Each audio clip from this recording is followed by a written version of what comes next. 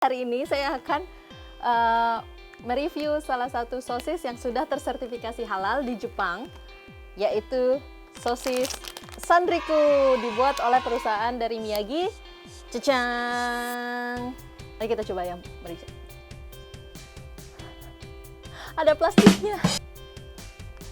Kita ngerasain kayak mericanya kuat di sini, tapi nggak kerasa bau ikannya sama sekali. Jadi ini tuh lebih kayak sosis ayam.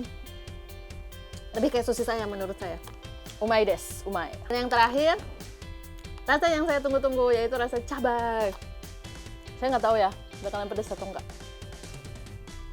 Umai. Ini umai banget. Oke teman-teman, selesai sudah review kita pada kesempatan kali ini. Jangan lupa like dan subscribe dan juga share video kita. Semoga bermanfaat buat semua. Sampai jumpa lagi di review selanjutnya. Assalamualaikum.